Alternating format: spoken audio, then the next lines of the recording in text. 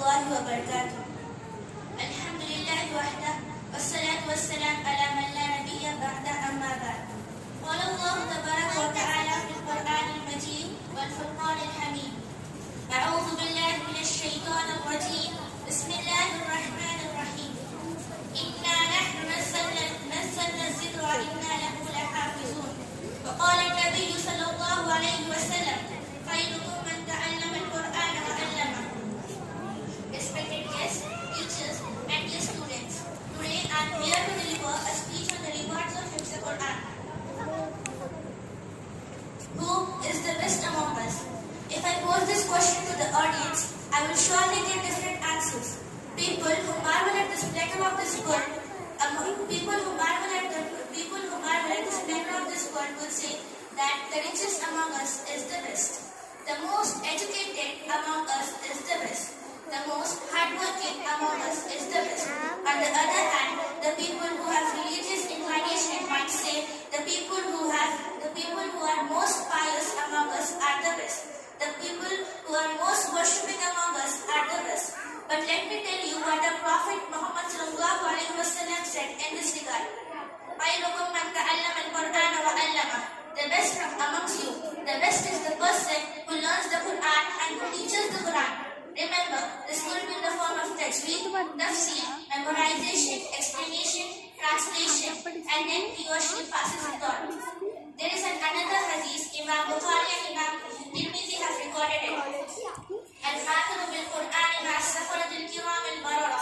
A person who recites the Quran beautifully, smoothly, and precisely will be in the company of noble and obedient angels. Some people find it hard to read the Quran. They stumble and stutter. However, they try. For such person, lahu ajran, double reward. In Islam, envy or jealousy is prohibited. Envy means to say, why does he have that? Why has he got it? I wish it is taken from him and it is given to me. This mindset is haram, completely forbidden. However, there are only two instances where a person can envy. First is the person who has memorized the Quran and recites it day and night. Second is the person who is blessed with wealth and he does a lot of charity. This hadith says you can envy a hafiz. You can say, I wish I could recite like him. I wish I will be like him. Such is the lofty station of a hafiz of Quran. Our parents are also part of this blessed gathering. I want to seize this opportunity and give them glad tidings. You have invited your kids towards the guidance of the Quran.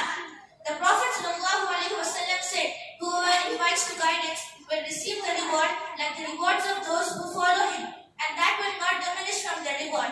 Means whatever the portion of Quran your child reads and memorizes, you will get an equal portion in it. So what is the sawab of reciting the Quran? According to a hadith, 10 taqi will be given for one letter Quran. If someone recites Alif Lam Mim, he is entitled to get 30 taqi. With this method of calculation, the complete sawab of reciting the Quran is beyond our comprehension. Rasulullah sallallahu alaihi wasallam said, a hafiz who recites the Quran and practices upon its injunctions and commandments, his parents will be given a throne on the day of judgment. The brightness of the throne will be more intense, more shining, and brighter than the brightness of the sun in your actual house.